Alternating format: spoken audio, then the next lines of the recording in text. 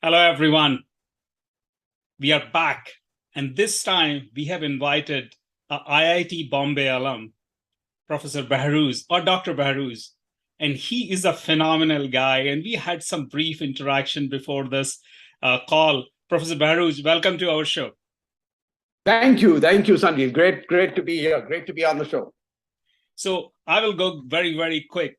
You have 50 plus years of academics experience, 30 plus years you are teaching in different role, and you were running the West Georgia University, and then you were also running the whole Georgia state system. How a student from a small institute, well, not a small, it's a pretty big institute, IIT Bombay, and running the whole system, how was your journey? Well, first of all, I have to clarify. It's this at the end of this academic year, it'll be 47 years, not quite 50, but it's been almost 50 years since I've been in this country. So it all happened incrementally. I can't pretend, there are some people who say this, I had this grand plan and I worked towards it. I did not. I had only a plan to be, when I was at IIT, I thought I would be working as an engineer. It was only towards the end of IIT in my 5th year. In those days, it was a 5-year program. It was only at the end of my IIT career, almost definitely in the last year, that I got interested in a career in management. In those days, it's called management, but business administration. So at that point, there was only one elective course, and that was in business administration. I took it, I liked it. I have to say that I was not an exceptional engineering student. Okay, I was not at the top and I was not at the bottom. I was somewhere in the middle of the class. So, I'm not ashamed to say that there were things that I struggled with mightily at IIT as an academic, the academic thing. There were all these brilliant people around me, and I was just, one of the middle people in that thing. So when I got exposed to this business administration course, I said, this I can do, and I can do really well. So I started applying to, only applied to 2 places. That was the Jamnalal Bajaj Institute in Bombay and IIM Ahmedabad. So I applied to IIM Ahmedabad. I got into both places, and then it was a little bit of a struggle which one to go to. But I did go to IIM Ahmedabad. And then for the first time felt I'd like to be a professor. So at that point, there were no PhD programs at that time in India, in all of India. The IIM Ahmedabad had something called an FBA, Fellow of Business Administration, was a close approximation. But I'd already taken all those advanced courses. So my professors themselves said, they admitted me into the program and then said, you really don't want to go here. You should be going to America. And they helped me. They recommendation. So I went to the US. Beheruz, so it was all very instrumental. Just for our audience reference, you are talking about early 70s. India has a very interesting time. Just for our audience reference, I want to share with them, it's in late 60s, we had a war going on with India and Pakistan. Was a very different environment. The time you graduated, it was not an easy time to even graduate. The world was really falling apart, in my opinion, especially for India, and access to information was very close.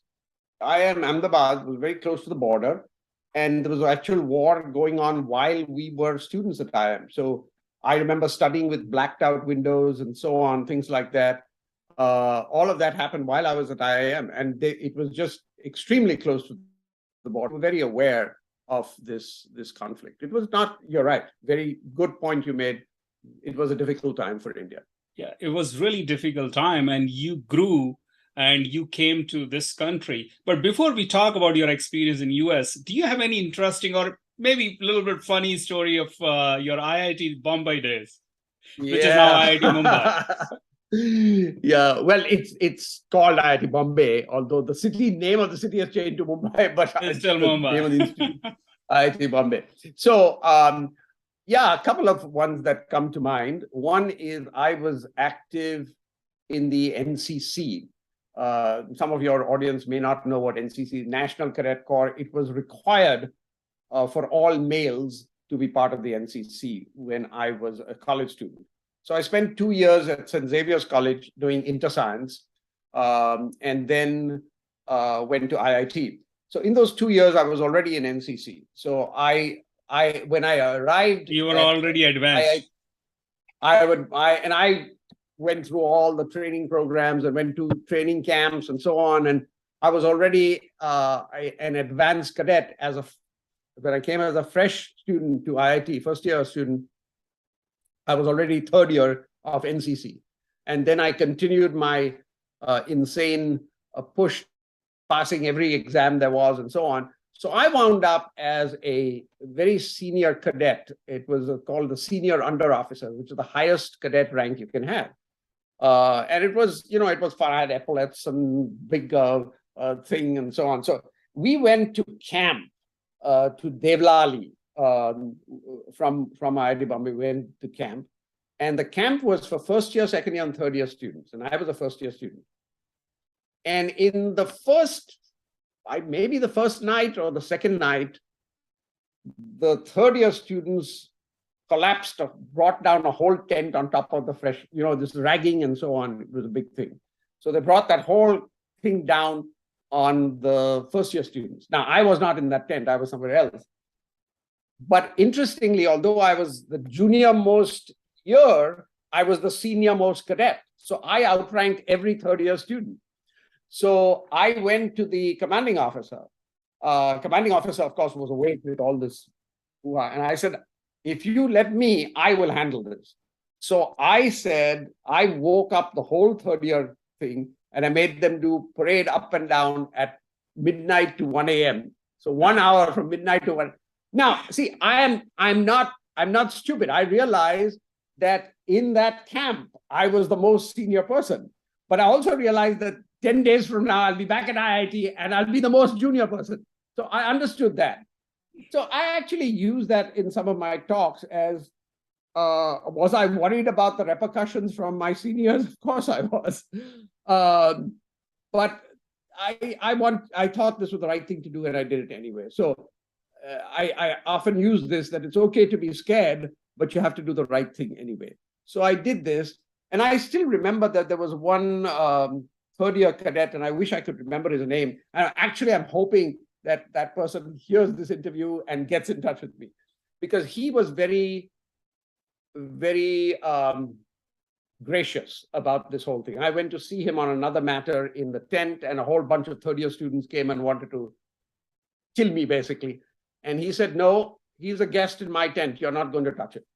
And so I regret that I've forgotten his name, because I really want to thank him for that, even after all these years. So anyway, that was one of those stories. But also, we were part of a kind of crazy group. I'm a Parsi, and there's a concept that all Parsis are nuts. I never heard that. I'm not a Parsi. Okay. Anyway, so we used to do crazy things in our dorm. There were times that being IIT, that I had a little moped, so we brought it up to the third floor. We disassembled it. We pushed it into someone's room, and then when he came back, I rode it out and did really insane things like that. We went when I was I think I was in the fourth year or the fifth year. I forget. It must be in the fifth year. The 747s first came to India, and IIT is pretty close. IIT Bombay is pretty close to the airport, so we could actually see the 747s come. The exams were going on, so we couldn't do anything about that.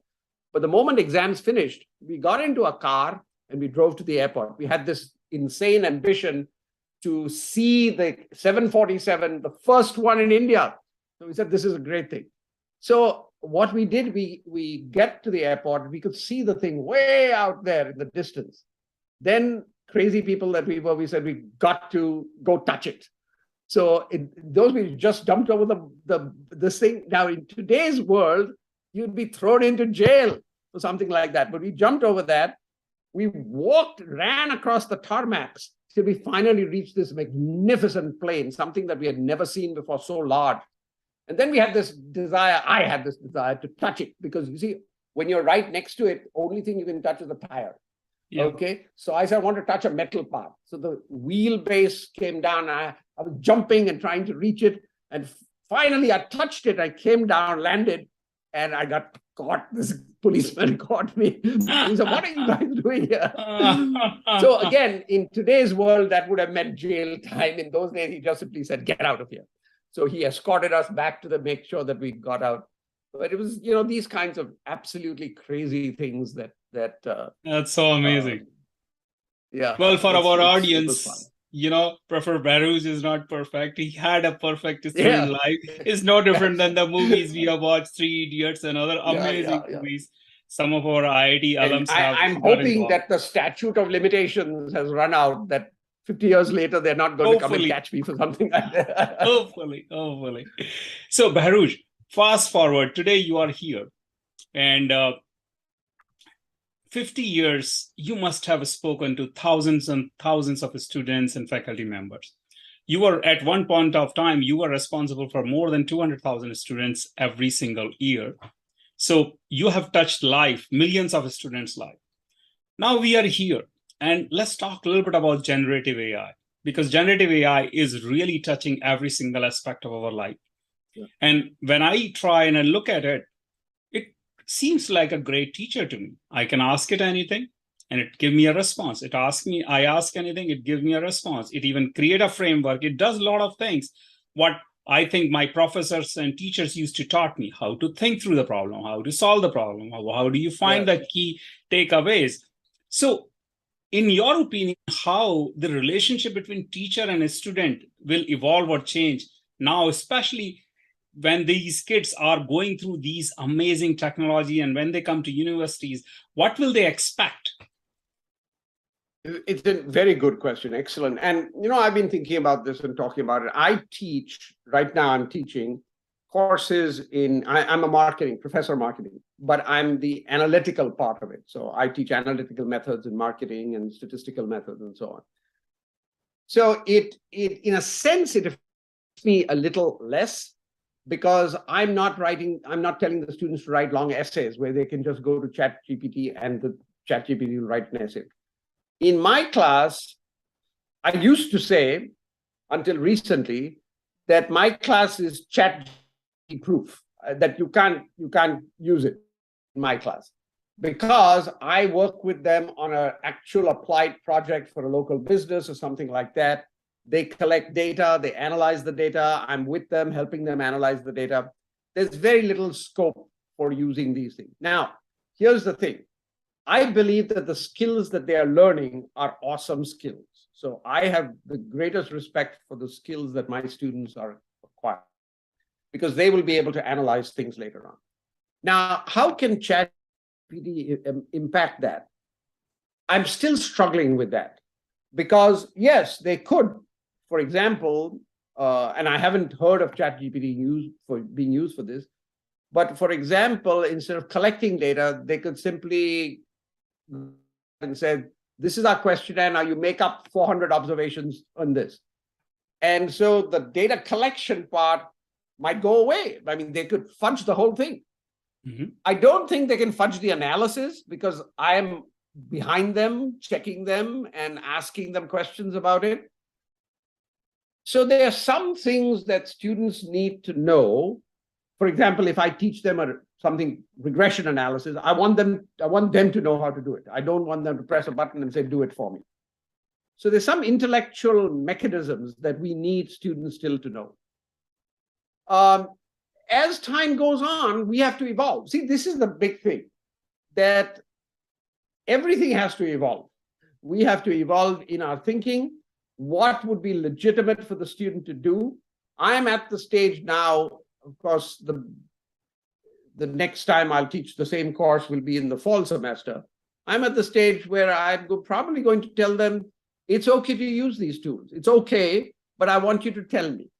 I want you to declare what you've used in the tools. So I understand what you're doing yourself and what you're using these things to do. And I don't think that's wrong. For example, when calculators first came out, some people thought that I want the students to do it by hand so that they learn that. I will recollect an accounting assignment that I had in IIM, So after 5 years of IIT, I come to IIM. I don't know what accounting is. I have no idea. So we had this huge accounting program, assignment where we had to calculate all these assets and debits and credits by hand, literally by hand, adding numbers like you used to do, And I have to, there weren't too many, there weren't personal computers, but there were computers around. So I thought it would be nice to be able to use that. But I didn't, because it was not allowed. So gradually, of course, now everyone does these calculations on computers. So again, it has to be a healthy growing into the technology, I think. I still don't agree with the idea that every assignment that a professor gives should be just given to ChatGPT and get the answer. And so you're doing no thinking. I want to be able to challenge my students to be able to think in today's world, critical thinking, because, at the end of the day, who is going to build the next generation? Are we going to allow computers to build the next generation of computers, or are there human beings who are going to do that thinking? So I'm still old-fashioned enough to believe that human beings need to be driving. So Beheruz, let me share with you my personal thoughts around this topic. Sure. Because like you, I constantly think, and I'm on the board of 2 universities in America. So it's constantly they're asking questions from me. And sure. Since I talk to a lot of amazing people like you, I'm so lucky. I feel so blessed to be honored. I'm honored. I get to learn from all of you. Yes. So my theory is very simple. See, when you were growing up, even kilobytes was a pretty large data set. Yeah. When I was growing up, megabyte was a huge data set. Yes. When my kids started their school, gigabyte was a data set. Now, next generation is dealing with terabytes of data set. Now, the finding meaning from this amazing data is not humanly possible. That's one problem we are dealing with right now. So what I believe the generative AI is really doing, and I use it for really understanding anything, because it helps me understand it. A lot of time it even helped me frame the right question. Forget about solving anything, because I have certain things in my mind and I want to tell my team to do certain things, but I don't know how to communicate, how to effectively tell them that, hey, this is important. These are the 3 important points. These are the things we stand for. It's so complicated because the data is kind of jumbled up in your head. So the point I was trying to make it is the next generation is dealing with terabytes of data in their early childhood, right? YouTube age and all that. They have consumed so much data. So for them, processing so much data and making some sense out of it, they don't need to do calculation with hand. They need some tools for that, but they need some kind of systematic thinking and approach, which is what you talked about, problem-solving approach, and that is where I believe professors and student relationship will change, because now we don't have to teach them how to do A plus B plus C or 2 plus 2 plus 2. Correct. We have to teach them, how do you arrive to that even problem? Yeah, I understand. And so again, I believe, and this is the way I teach my classes. We don't deal in what is called big data. We don't deal with the terabytes. But I want them to understand how you analyze.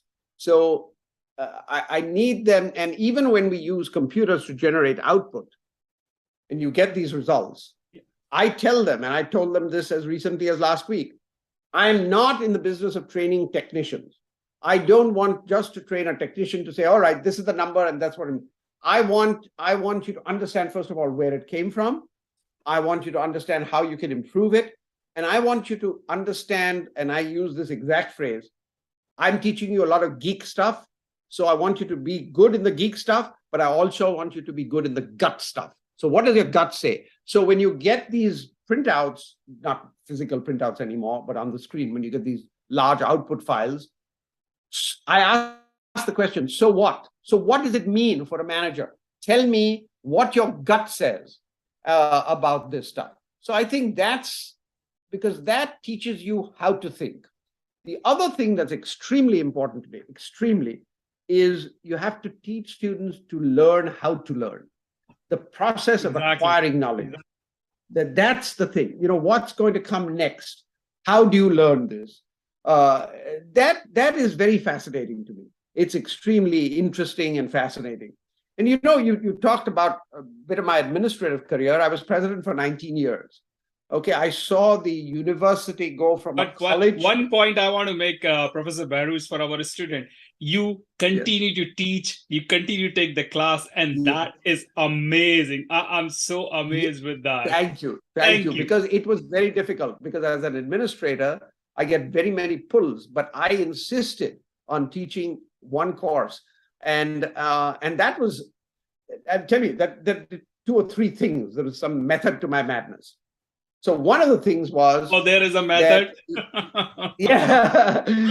One of the things was that I was connected with the students.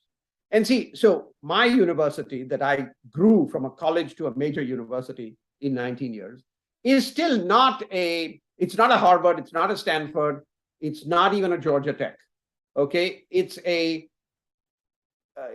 more caring, personal university than that. So some of our students don't come in with these stratospheric SAT scores and stratospheric. Some of them are struggling. And I remember when I struggled as a student in IIT. So I'm interested in pushing them, but I'm interested in also understanding how their minds think and the reality of this. So I think that's extremely important for a student to feel that if a student is an absolute star, that student will survive no matter what. I was once asked a question just, I think yesterday or day before, on Quora. I'm active on Quora. So do Harvard people become very rich after, 20 years after they graduate? And my answer was, those Harvard people are very rich 20 years before they graduate. So, I mean, they come from a very privileged family and so on. And obviously they're going to succeed. So you take these superstars, and they will do well. I mean, it's the equivalent to IIT. You take the IIT group is going to do well, period. I mean, not every single person, but bulk of them are going to do well. But if you want to create, and since I get a group of students that's not the Harvard group or the Stanford group, I take great joy and pleasure and sense of accomplishment in 19 years changing this entire structure of the university. I take great pleasure in helping students grow. And when I was president at every graduation ceremony, we used to applaud the students, after all the degrees are handed out, we used to clap and so on, and ask them to stand up. And I used to tell the audience this. It was a political message because of people in the room who needed to hear this, saying not only what you just saw when the students stood up, not only did you see individual accomplishments being recognized, but I want you to understand that you actually saw the creation of a middle class, because some of our students come who are not middle class. They are below the middle class. And when they graduate, they become middle class. So actually, I told them that you never actually see this. You actually saw a whole middle class being created when they stood up, because yesterday they weren't middle class and tomorrow they will be. And that's the kind of thing. We're talking about changing states, changing countries, changing humanity, changing individual lives. These are the things that fascinate me. So Beheruz, let's deep dive this topic a little bit. Tomorrow's students and tomorrow's teacher.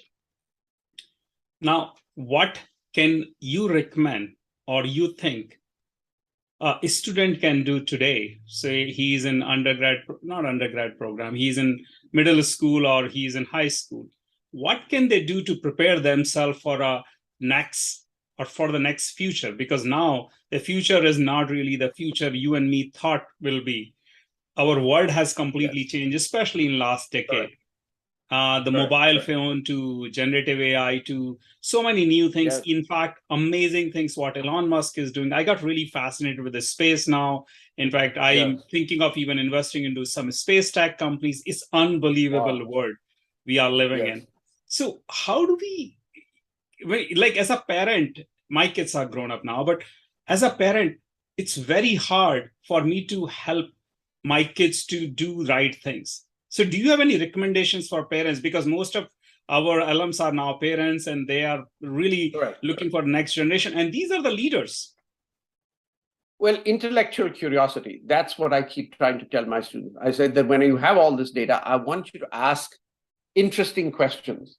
Do you think this is related to that? Do you think that males behave different from females? Do you think, and then why, once you get those answers? So that's the kind of thing. And Tom Friedman uses in his World is Flat book, which is now quite old, but he uses this phrase saying, everything is changing. You know, it says, how many people, how many kids do you remember from 20 years ago said, I want to be a search engine optimizer when I grow up? Nobody thought in those terms. So you have what to is that understand when we were growing up? What is search engine? Encyclopedia. You know, again. So all these careers are changing. And so the thing that I do that is interesting to me, but I also believe is important, is my specialty in my teaching is something called undergraduate research. So we all know that graduate students, which are called postgraduate students in India, we all know that they do research. But the better universities in America have undergraduates engaged in research of ideas that they are interested in. So that's my big thing. Almost 200 undergraduates of mine and more than 200 total students of mine have presented national papers at research conferences. So that's the thing. Why do I say this is so important?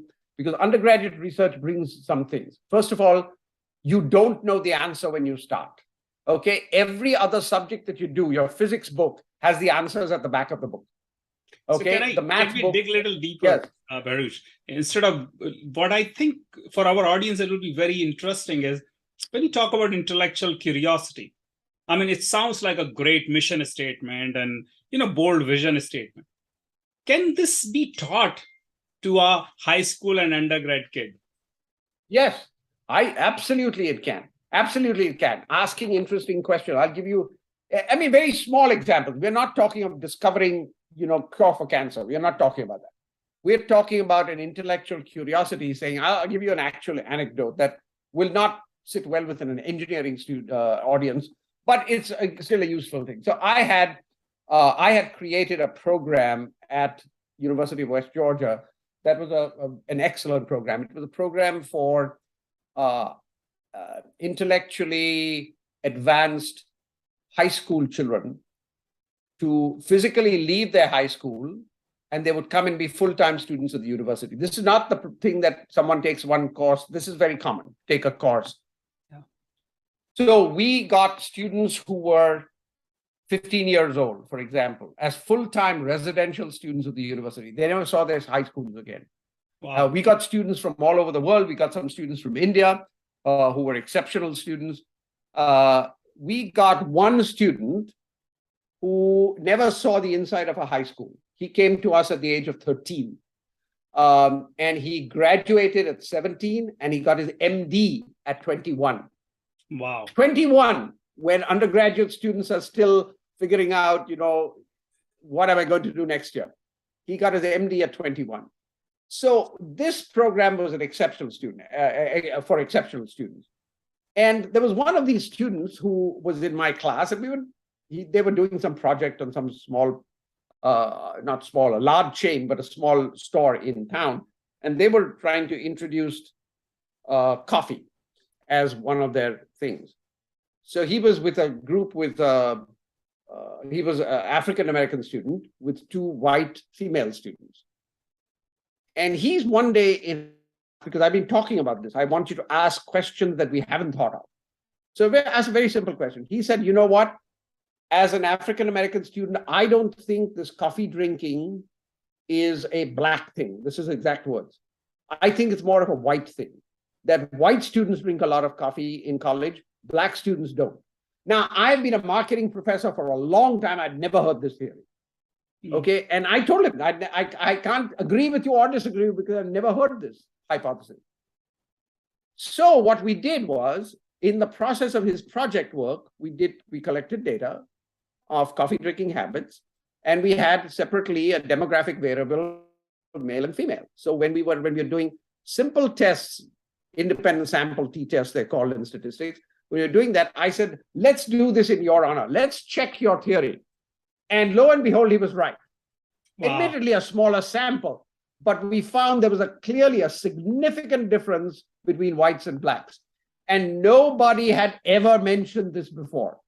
So these are the kinds of questions I want students to ask. Students, things that we haven't asked before.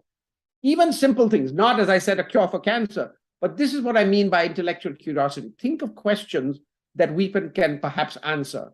But I want you to struggle. I want you to think of these new and fascinating things, that may be fun. And I want them to have fun.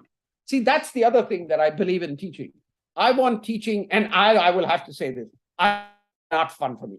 Okay, I mean, the classroom activity.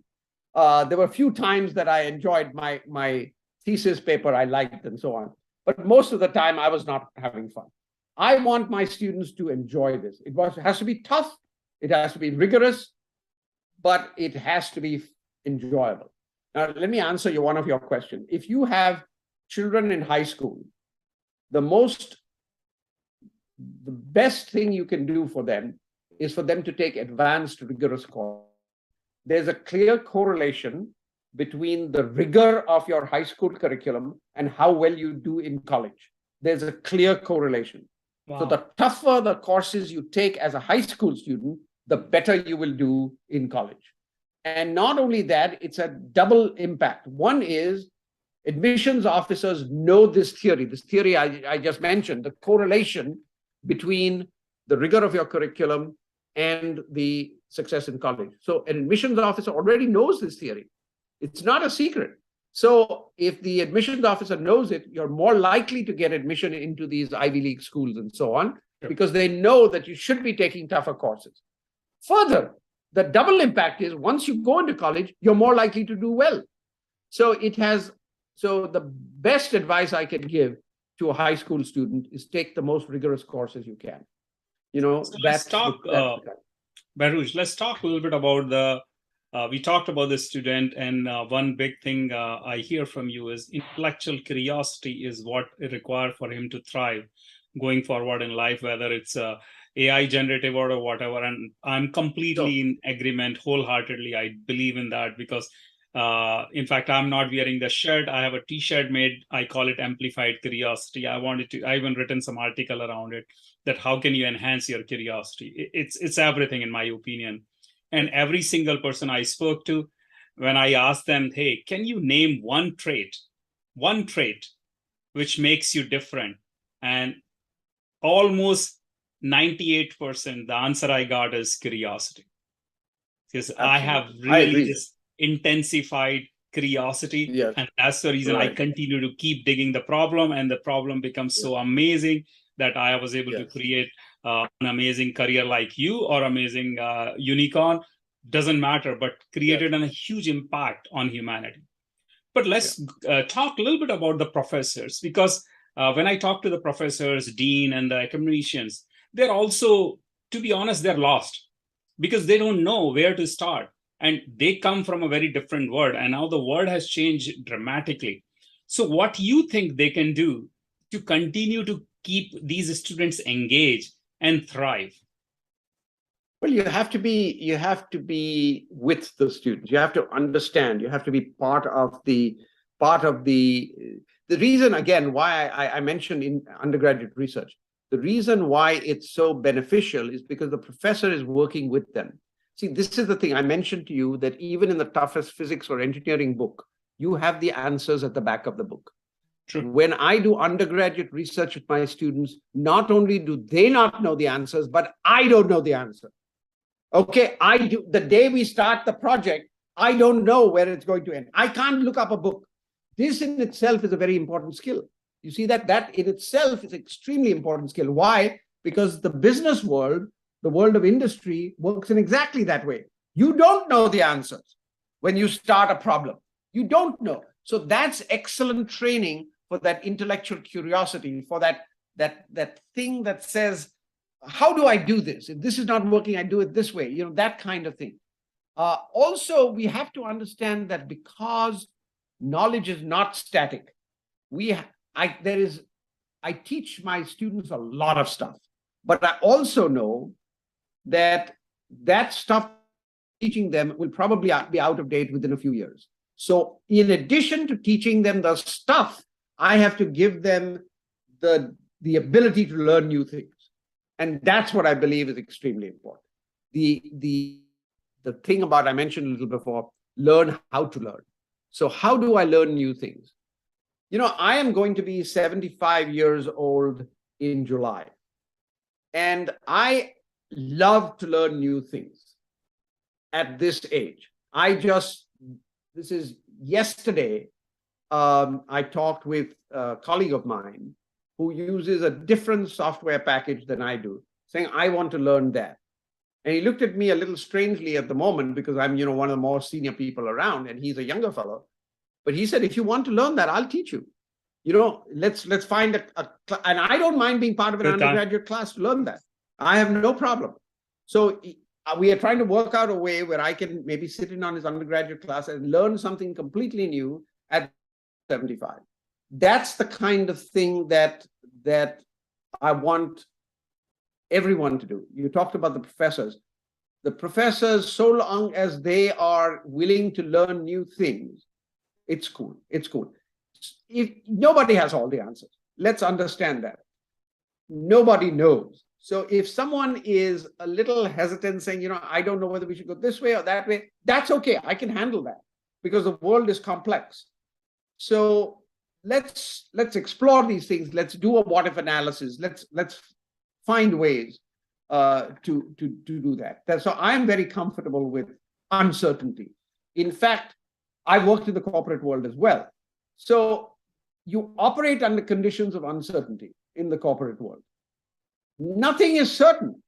So I have no problem someone asking a question is, I'm not 100% sure. There's an expression, I forget who first said it, but the process of education is moving from cocksure ignorance to thoughtful uncertainty.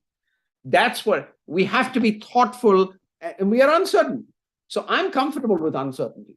That's part of life. That's part of really learning. Beheruz, I really love to talk to you. But let me summarize what I've learned in last few minutes talking to you. And for our audience, I think it'll be very helpful. So number one I learned is for us to grow and enrich ourselves, we have to have intellectual curiosity, number one. Second is for us to get anywhere, we need this desire to be a constant learner. Doesn't matter what, constantly learning, that attitude where learning is in everything, doesn't matter what's happening around us. Correct. And number three is be comfortable with uncertainty. And absolutely. You have lived 50 plus years in America. You have seen so many ups and downs. My generation is struggling with this one right now. I don't know whether it's a recession or not recession. Be comfortable with uncertainty. Any other parting thought you have for our audience? Well, there's this thing about, this whole business about the uncertainty and so on. We have to be, as you very rightly said, be comfortable with that. So, by the way, before I leave, I want to point out I've got an IIT pin along with my West Georgia pin. Oh, thank you. This pin. So this was created for our 50th reunion. I had one made for every member of the batch, and I also want to. I should get one of those too. Can I get one? This is what my IIT tie looks like. Nice. This is the thin tie. This is what I've had this for 50 plus years. Wow. So it's anyway. So this thing. So let me tell me your 3 points again. You said that the intellectual curiosity, desire to learn, and be comfortable with uncertainty. Absolutely. So that's what is going to keep us alive, and that's what is keep us moving ahead. We have to be comfortable with these things. So, and I am. I call myself a learning hog. I want to learn new things all the time. I want to learn new things. And an important part of everything that we said, that you have said and I said, is also something called humility. Because if you don't have fundamental humility, I don't think you can learn. Because humility is saying that I don't know. You have to be also comfortable with saying, I don't know. Teach me. And I do this. I can do this even at 75 years old, having been the former president of the university. I can go to an undergraduate student and said, I liked what you did with that. Teach me that trick. Teach me that method. You have to be comfortable with it. I cannot conceive. I really cannot conceive. And I could be wrong and I could be doing them a disservice, and please forgive me if I'm. I cannot conceive that any of our IIT professors would have done that. Come to an undergraduate student and said, teach me this. I can't see that. I can't see that happening. That's beyond my pay grade. I think that the humility to know that you don't know. And in today's world, that should be easy because things are moving at such a rapid pace that who knows? I sometimes say I'm not a chat GPT expert. And the answer to that is, who is? There should be no problem about saying, I'm not an expert in this. I want to learn. Humility is a very important part of our learning process, in my opinion. Yeah, absolutely. Beheruz, in fact, I should not say that I have met amazing professors in my life from IIT, even the current director of IIT Delhi, previous director of IIT Delhi. Whenever I talk to them, they have this deep desire to learn and give back to the community, give back to the student. In fact, I talked to Professor Subhash, who is IIT Bombay director. Just an amazing guy, such an humble guy, I can't even tell you. So, I'm amazed with the kind of professors we have at all the IITs and the kind of teachers we have. It's a phenomenal place even now. I can't thank you enough for your time. This is so fun. I want to say two things before we go. Can I mention two things? One is, I have to recognize, I can't leave this without recognizing the enormous contributions that my parents made to my development. They were the ones who pushed me to go to IIT. I am one of those fools who didn't think that IIT was, I didn't have this vision of IIT. They had the vision. And so parents, number one, I'm very thankful for my family, my current family, because my parents have long passed away. So these are some of the things. The other thing I wanted to say is, you talked about giving back. So in the summer, I go to India. In America, professors have a 9 or 10 month appointment and they get their salary for that. If you teach in the summer, you get more money. I have never taken that more money. I go back and teach at an orphanage in Lonavala, and I teach science stuff to them. I'm a business professor now, so I have to recollect my science stuff from the old days. But I teach them, I take experiments. I like them to fiddle with them. I like them when they fail and they try again and they succeed. And I've got the most amazing pictures, not just of their doing these things, but the smile on their face when they do that. That to me is that's my payment for going back. And they love that. They love to deal with this with their own hands. So these are the two things I wanted to say. It's giving back. You are a true example, and we both know teaching is not easy, and you have given your life to build the next generation of leaders. That's very satisfying, I believe, too. So thank you, Sanjeev. I thank you for your time that you've given me. And thank you. It was such an honor and privilege, and I hope to see you in person soon. Wonderful. Thank you so much.